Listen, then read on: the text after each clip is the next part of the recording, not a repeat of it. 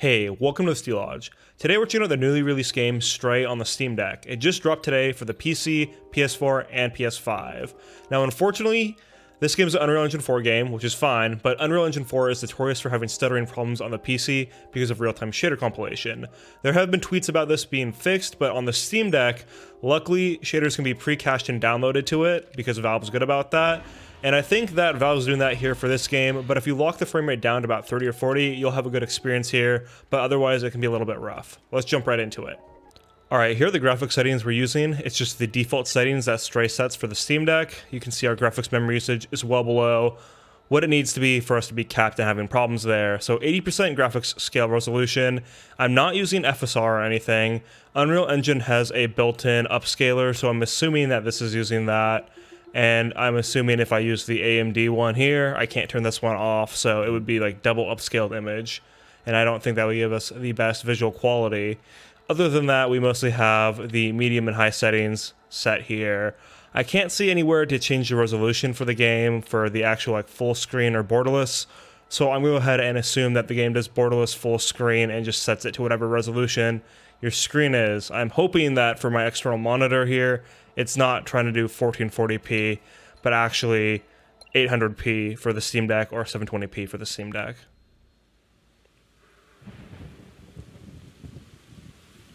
So one thing I saw on Twitter from Alex Battaglia and some other users was that this game, it's Unreal Engine 4, it has an Unreal Engine 4 stuttering problem with real-time shader compilation. So when you encounter a new effect for the first time, it's likely that your game's going to stutter. But the Steam Deck has shader pre-caching where it'll download shaders for games, and this is nice for games like Elden Ring, where there was some pretty bad stutter for that game, but because you could download those shaders, you didn't have that problem when you encountered them for the first time where they had to cache. I did play this on handheld for a bit beforehand to see how things would go here. So for this opening scene, we might have pre-cached some shaders, but already if we look at the frame time graph, you can see that there are some spikes where it spikes and then plateaus for a while and then goes back down on the frame time. Such as there where we went down to about 30 FPS. Otherwise, we're hanging around 50 FPS.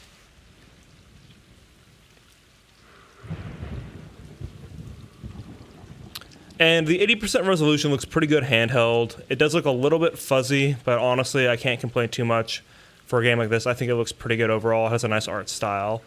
I'm just going to go ahead and try to jump down here. Maybe I have to interact with some other cats first. So this is pretty bad frame rate wise. I think we're in a cutscene right now. You can see our GPU is locked at 100% usage and some of our threads are bouncing up. So since we have VSync set in the game, I'm going to assume that we can't hit even 30 FPS here, and that's why our game is locked down to 15 FPS. Now we're getting some pretty strange behavior here, trying to go around 20 FPS probably. So it looks like for the cutscenes it's a lot more demanding.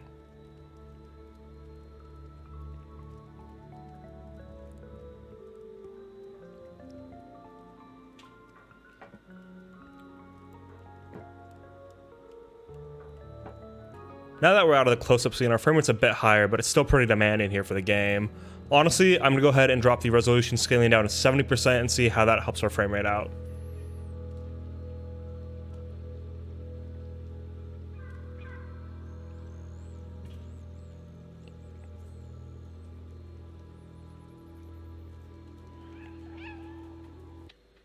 So let's go to 70% and set all the graphics settings here to medium. I'm also going to turn off VSync just to see how the game runs totally uncapped. Because on the handheld, obviously you could lock this game to 40 FPS if you wanted to, and we would see how that would perform here if we can hit a solid 40 FPS with these settings now. It definitely seems like we're GPU bound for this game though.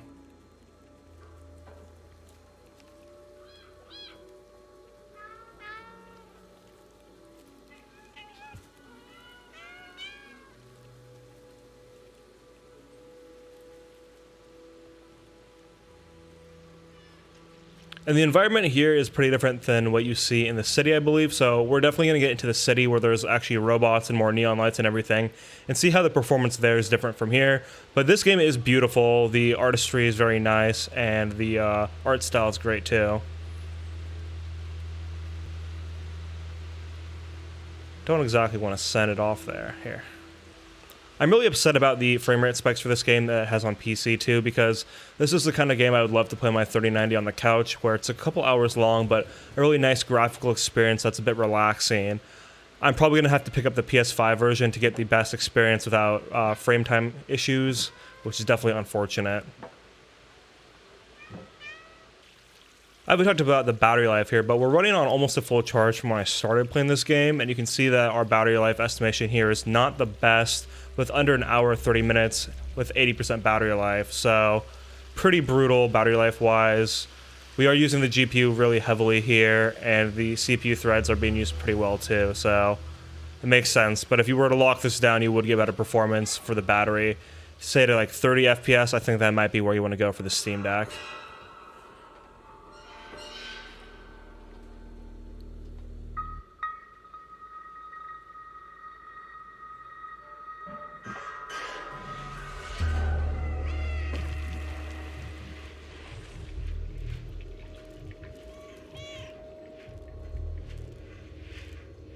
So here in these close-ups, we're getting a lot better frame rate than we did earlier, which is pretty interesting. But I think there were some pretty extreme lighting effects, maybe volumetric lighting going on earlier, that caused that to happen.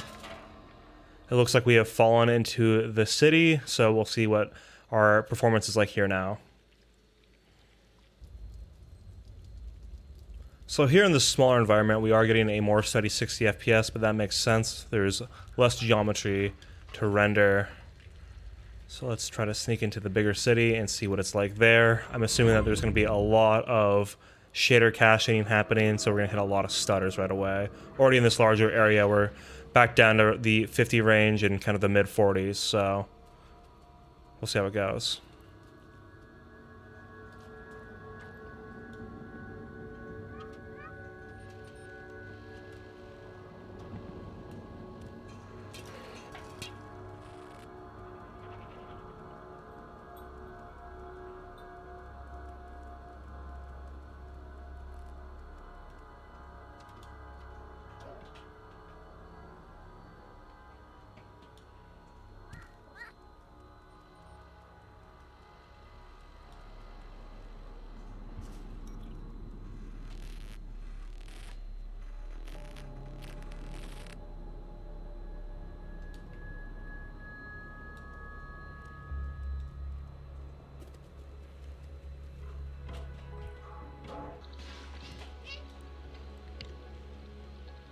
Some really bad stuttering here. Not sure what triggered that, but it's persisting. So maybe something's loading right now.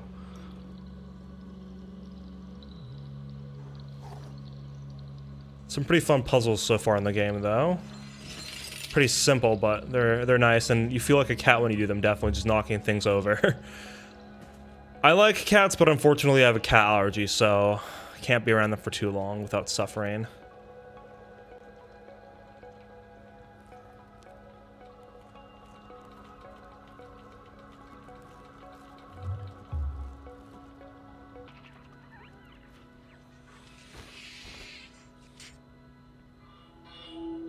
Okay, now that we've seen some of the performance totally uncapped, I'm going to go ahead and go to the Steam Deck settings here and lock our frame rate down to 30 FPS and cap it there and see how the game performs here with that.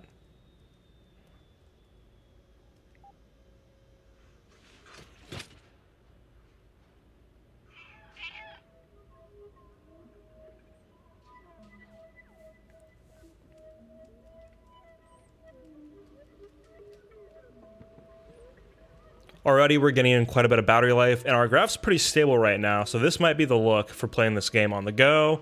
And I honestly don't think this game's too fast-paced or anything. It's just a nice visual experience with some puzzles and more of an atmospheric feel to it. So you might just want to lock it down to 30 FPS, maybe 40 FPS, but honestly 30 here is looking like where you want to be. There are still some frame time spikes in the cutscene like we saw there, but nothing too extreme.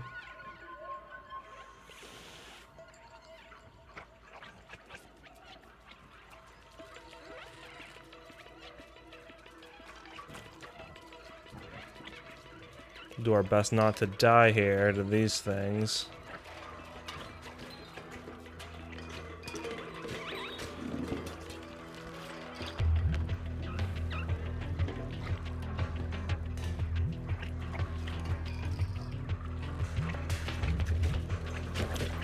Oh boy, gotta get him off the cat. Some really nice atmospheric color though.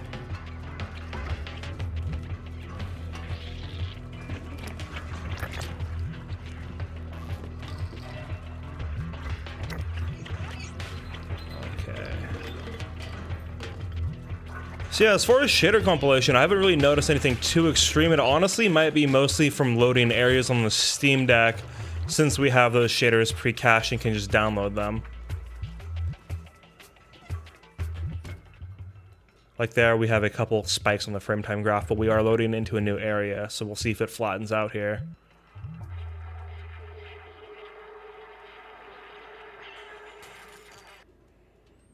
And now we're up to about 3 hours of battery life on 75% battery, so definitely way better battery life here when we cap things down to 30 FPS. You can see that we have a bit of headroom on both our GPU and our CPU cores here versus how we were running earlier. So settings-wise for this Steam Deck in this game, I'm going to recommend you target around 70 to 80% resolution scale for it, and then lock the game down to about 30 or 40 FPS using your Steam Deck settings, and also experiment with high and medium settings in the game to see what you can eke out while maintaining a good, steady performance. Because here, it's been a lot more enjoyable, and our battery life is far superior when we have this game locked down to 30 FPS, and not having a ton of spikes when running unlocked to try to hit 60 FPS. For capture purposes, I can't really capture 40 FPS here, unfortunately, on the Steam Deck. I'll go ahead and record a bit more gameplay just to show you guys more performance locked at 30 FPS, but other than that, thanks for watching. Consider subscribing to the channel and have a good one.